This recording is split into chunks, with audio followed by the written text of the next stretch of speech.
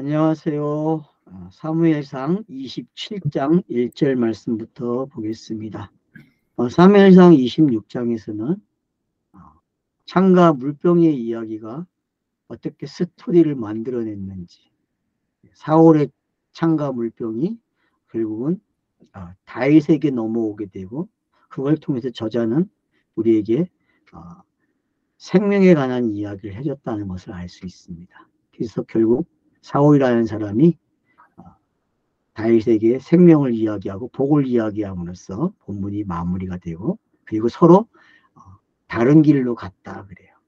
여러분, 율법과 복음이 이렇게 나눠지는 모습 보입니까? 양갈래의 길이 되는 거.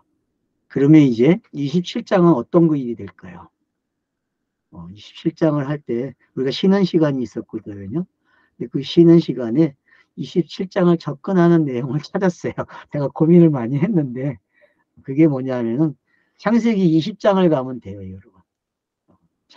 사무엘상 27장은요, 창세기 20장의 본문을 여러분들이 가지고 오시게 되면은 아주 잘 맞아 떨어집니다. 그래서 이제 여러분, 예수가 요한복음에서도 보게 되면은 사마리아로 가겠다 그러죠. 4장에 가서 보면 수가성 여자의 이야기. 그 이야기도 27장과 관계가 있다, 그렇게 이해를 하시고 접근을 하시면 되겠습니다. 그래서 요한복음 3장과 4장은 똑같은 이야기거든요. 하나는 율법 선생 니고데모가 결국 영생을 배워가는 이야기고, 4장은 개 같은 여자가 그 생수를 통해서 생명수를 얻는 이야기가 되는 거죠. 그래서 둘 다 거듭나는 이야기예요. 하나는 정통파 유대인, 하나는 정통파가 정죄한 이방인. 이해가 되죠, 여러분? 이 두 본문이, 그러면 사울과 바울이 여러분은 또 한 번 울거먹을 수 있는 자료가 되는 거예요.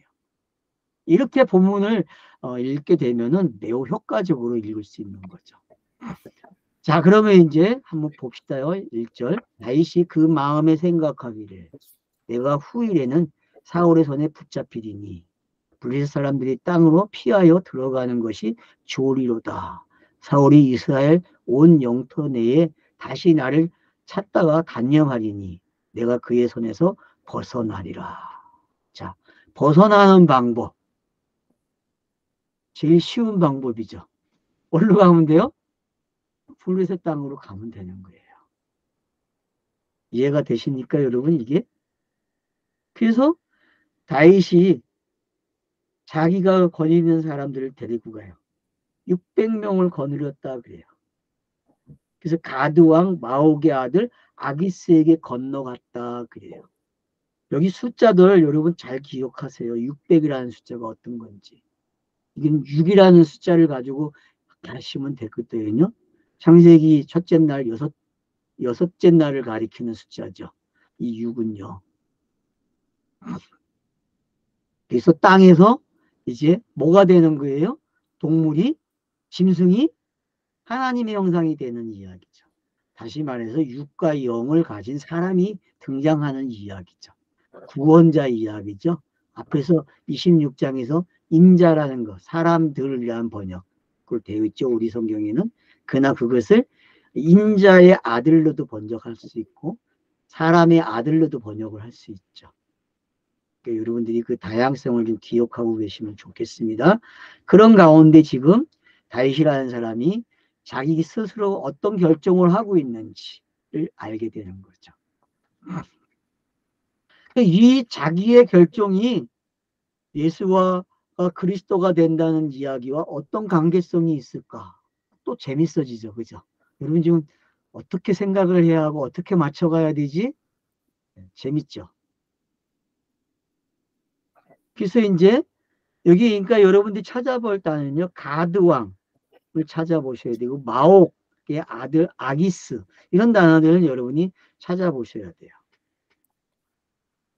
그래야만 여러분들이 이제 이런 이름들과 지명들이 무엇을 가지고 어떻게 이끌어 가려고 하는지. 그래서 성경은 항상 인명과 지명이 나오면 여러분들이 옆에다가 사전을 가지고 보았으면 적어 놓으세요. 아예 성경책에다가. 그렇게 하셔야 나중에 사전을 안 찾게 돼요. 그래서 꼭 찾으시면은 성경책에다가 적어 놓는 습관을 들여라. 여러분 꼭 적어 놓으세요. 성경책에다가. 그래야만 성경 읽기도 빨라지고 벌써 성경을 들으면서도 빨라져요. 이 속도가. 이해되는 속도가. 그러면 그 단어들이 앞으로 나오는 내용들을 어떻게 이끌어갈 수 있는지. 그러니까 이 단어들은 복선이 되는 거죠. 복선이라는 말 알잖아요. 알리바이도 알잖아요. 그러니까 여러분 복선과 알리바이는 같은 의미예요, 여러분. 그래서 우리에게 알리바이를 주시거든요. 은혜라는 말은요, 알리바이를 준 거예요. 아시겠죠? 하나님이 야, 너 내가 알리바이 줬어? 그게 은혜예요. 이해가 되십니까? 네. 자, 그래서 이제 다윗과 그의 사람들이 저마다 가족을 거느리고 가드에서 아기스와 동거하였는데 다윗이 그의 두 아내 이스라엘 여자와 아이노함과 나발의 아내였던 갈멜 여자 아비가일과 함께하였으니. 그러니까 이 사전은요 지금까지 온 내용을 요약하는 단어예요. 아시겠죠? 이 여자들이 등장하게 되면요 다윗에게 일어난 사건들, 과거가 된 그 사건들을 독자로 하여금 한번 연상시켜 주는 거예요. 왜? 이 여자들만 알아도 지금 앞에서 전달된 내용들이 정리가 되게끔 돼 있거든요. 그래서 여러분들이 아 저자가 이렇게 쓰면은 아 요약을 해줬구나. 본문이 요약됐네. 그렇게 여러분이 그러면 어떡합니까? 지나가 온 본문들이 생각이 되죠. 그리고 그것들이 어떻게 내가 그것을 가지고 놀았는지 게임을 했는지. 여러분 문자하고 항상 성경 읽기 하는 건 게임하는 거예요. 게임 잘하고 계시죠? 잘 놀고 계시죠? 놀아야 돼요, 여러분. 놀 줄 알아야 돼요. 문자를 가지고. 그래서 이제 여기 나발의 아내였던 그러니까 나발의 아내였던 갈멜 여자 아비가일 왜 이렇게 나올까요? 왜 이 25장을 이렇게 길게 나열할까요? 여러분 그 사건이 이건 쉬운 사건이 아니에요. 나발이라는 사람이 다윗과 관계에서 했던 이야기가 어떤 건지 아시게 되면요. 지금 나오는 이 이야기를 더 잘 깨달아요. 무슨 얘기인지 아십니까? 지금 27장에 나오는 내용이 바로 25장과도 관계되어 있다는 걸 설명해 주는 거예요. 자, 다윗이 가드에 도망한 것을 어떤 사람이 사울에게 전하매 사울이 다시는 그를 수색하지 않았다. 그래서 이제 다윗과 사울은 이제 완벽하게 단절돼요. 언제까지요? 사울의 시체를 맞이할 때까지. 맞죠? 사울이 죽었다는 이 전령의 말을 들을 때까지 단절되는 거예요, 이제요. 서로 이제 끝났어요. 그게 뭔지. 그러니까 여러분 이미 스타로스가 세워졌다. 예수가 나무 기둥에 쳐서 죽었다.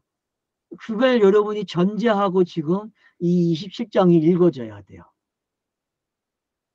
그럼 28장의 이야기는 뭡니까? 사울이 죽은 사무엘을 불러내죠. 여러분 그 왜 죽은 사무엘을 불러내는지도 이 스타로스를 알아야만 돼요. 스타로스와 관계된 게 그 여자가 사무엘을 불러내는 거거든요.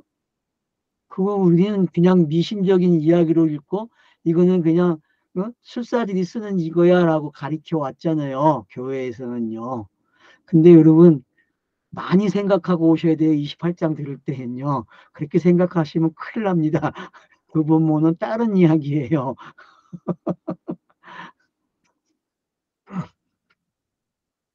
자, 그래서 이제 마쳤다. 그래서 1절로 4절까지는 저자가 지금 어떡합니까? 마무리해요. 그냥 끝내버려요. 뭔가를 싹 정리해 줬어요. 이제 너희들 성경 읽기 잘했지? 내가 뭐 이야기하려고 하는지 알았지? 정리가 됐냐고 물어보고 있는 거죠. 여러분 23장부터 추적해온 그 내용들 여러분 지금 잘 기억하십니까? 사무엘이 살던 곳에부터 추적이 시작돼가지고 다윗이 글로 피신을 가고 도망치는 장면들이 계속 나열되어 있는 것들이 어떤 건지. 사무엘의 고향에서 시작돼서 이제 바벨, 블레셋 땅으로 들어간 게 어떤 건지 이해가 되는 거죠. 그리고 블레셋과 사울의 전쟁, 그리고 다윗이 블레셋으로 들어간 이야기.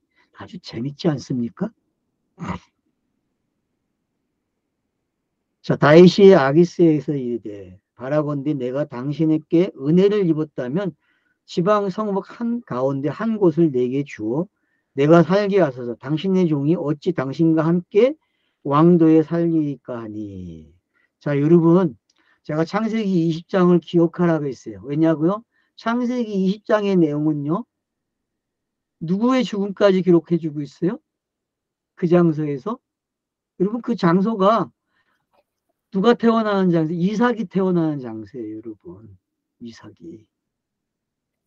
그리고 누가 또 옮겨와요, 거기서 죽고? 그러니까 그런 내용들이 뭔지, 사라의 죽음이 뭔지, 여러분 다 기억하고 계셔야 돼, 지금. 그래서 20장에서 23장의 내용을, 창세기 내용을 여러분들이 좀 축적을 하고 계시면 좋겠어요.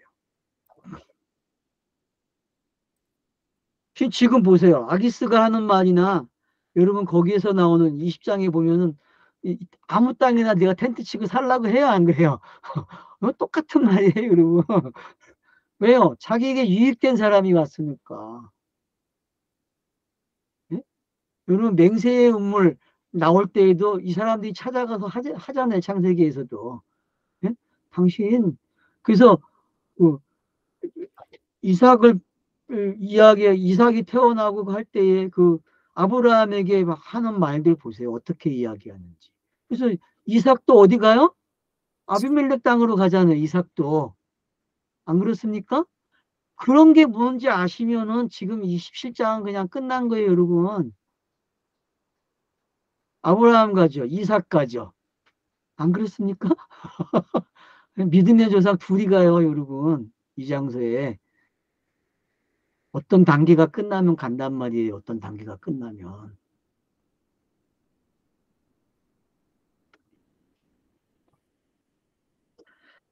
자, 아기스가 그날의 시글락을 그에게 주었으므로 시글락이 오늘날까지 유다 왕에게 속하니라. 근데 여러분 이 시글락 땅을 원래는 여호수아 시대 때 유대인들이 받은 거거든요. 유다 자손이요. 근데 점령을 못하고 다시 뺏게 점령했다가 이 블레셋에게 그러고 나서 다시 이제 선물을 받는 거예요. 이 시글락 땅을. 재밌죠, 여러분? 이 땅을 받는 게 어떤 건지. 시글락이라는 게 굴곡이라는 뜻이거든요. 굴곡, 굴곡. 이게 어근까지 간 단어인지는 모르겠지만 제가 가지고 있는 사전에서는 지금 굴곡이라는 단어예요.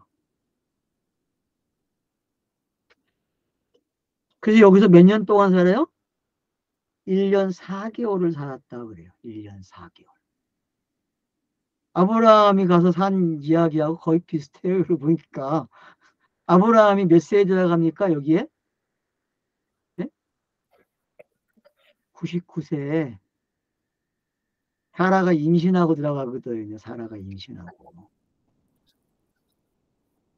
뭐 사라가 임신했는지 어떻게 알아요?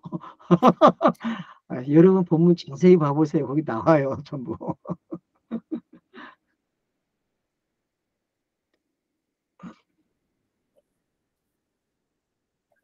자, 8절. 다윗과 그의 사람들이 올라가서 그래요. 자, 올라가고 내려가는 단어 주의하라 그랬습니다. 제가 신명기에서 그걸 되게 강조했어요. 신명기를 강의할 때에 올라가고 내려가고. 왜냐? 신명기도 다 올라가고 왜? 유대 지형이 다 어때요? 올라가고 내려가고야. 지형 자체가 무슨 얘기인지 알겠죠? 그러니까 에트가 단어가 창세기 1장 1절에 2번 사용이 되는데 내려오고 올라가는 이야기예요. 무슨 얘기인지 알겠습니까? 성경의 이야기는 내려오고 올라가는 이야기. 하늘의 뜻이 땅에서 이루어지려면 내려와야 돼요. 땅에서 이루어지면 올라가야 돼요. 그걸 하늘 보좌라 그래. 예수가 보좌 우편에 앉았다 그러면 그건 뭐예요? 올라갔다 그럴 뜻이에요. 그건 내려와야 돼요. 그러면 성육신한 걸 내려왔다 그러잖아요. 그러니까 여러분들이 내려오고 올라가는 이 단어가 어떤 건지 계속 가지고 계셔야 돼요.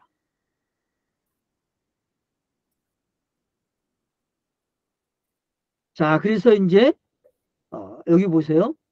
아말렉 사람을 쳤다 그래요. 자, 제일 먼저 하는 일이 뭐예요? 아말렉 사람을 쳤대요. 그리고 어떡합니까? 그들은 옛적부터 술과 애굽 땅을 지나가는 지방의 주민이라 그래요. 왜요? 그들이 있는 지역이 어디예요? 지형적으로.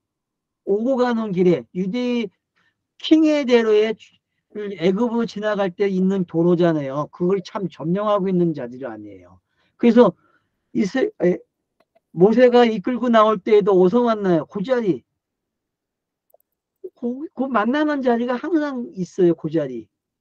거기서 역사적으로 서술되고 있는 거죠.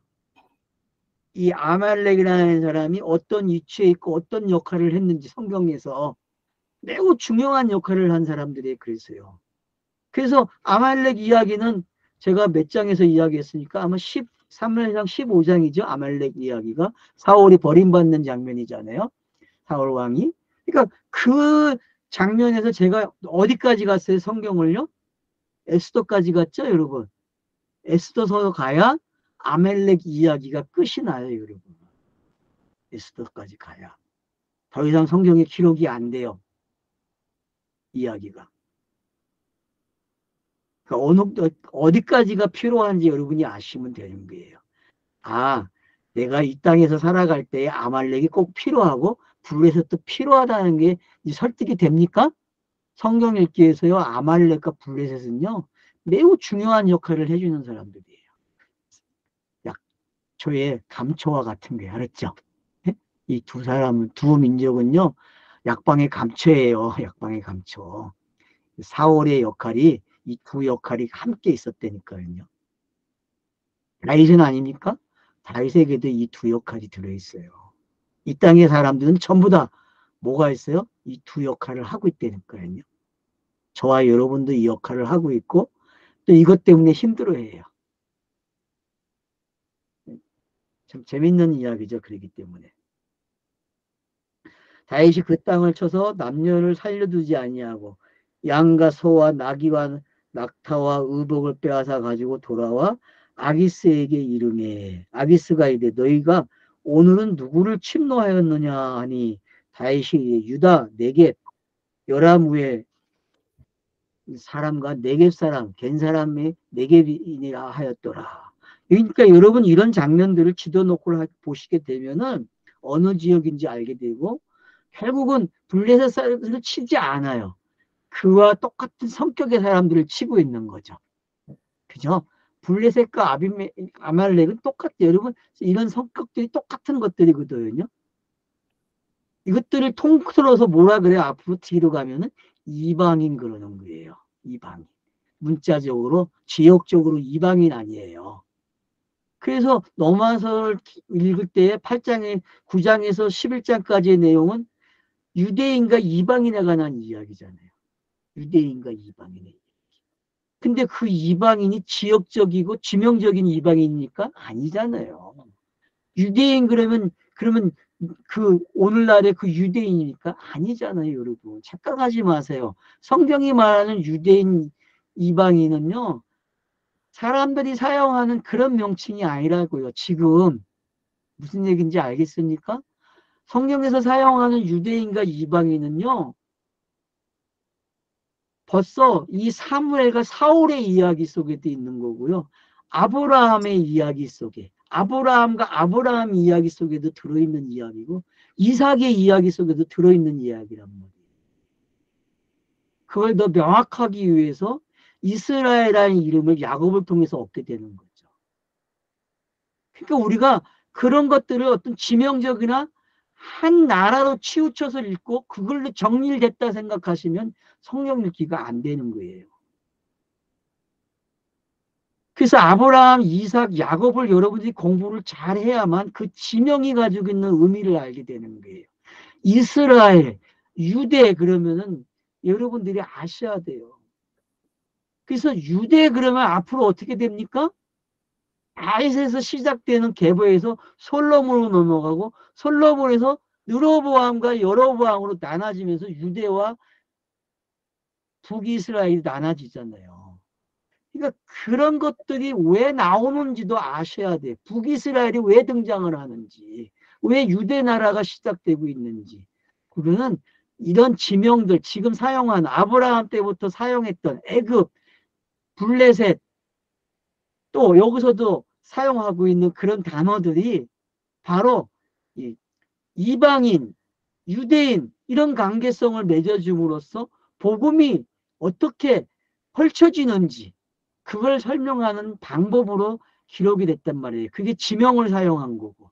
근데 거기에는 복음이 만들어지고 만들어진 것이 이방인에게 가는 게 뭔지.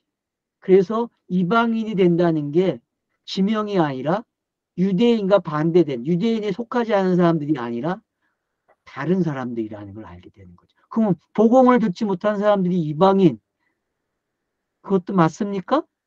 그래서 한국 사람들이 복음을 들을 때 막 그것 때문에 감동해요. 물론 감동해야 맞죠. 근데 그런 의미도 너무 협소하죠. 그러니까 여러분들이 제가 지금 정확한 말을 하지 않지만은 이미 감을 잡으셨을 것 같아요. 왜? 상상하라고, 생각하라고 제가 그 표현을 아껴두고 있습니다. 다음 시간이면 아마 터트릴 수도 있겠죠. 이미 터트려 놨어요. 딴 데서, 강의에서. 자, 그러면 보세요. 이제 그러면서 어떻게 가는가 본문들이. 그래서 결국은 이스라엘과 블레셋 밖에 있는 것들을 쳤다는 이야기가 이제 보고를 해줘요. 그러니까 다윗이 그 남녀를 살려서 가드로 데려가지 아니한 것은 그의 생각에 그들이 우리에게 대하여 이르기를 다윗이 행한 일이 이러하니라 하여 블레셋 사람들이 지방에 거주하는 동안에 이같이 행하는 습관이 있었다 할까 두려워함이었더라. 그러니까 지혜죠, 여러분. 뭘 하지 않았다고요? 여기서 남녀를 살려두지 않았어요. 살려서 받으러 데려가지 않은 게 그래서 다 죽이는 게 어떤 건지 알겠죠. 여러분 거듭난 이야기 아닙니까 이게? 여러분 다윗이 가서 쳐서 그들을 죽였다 그랬잖아요.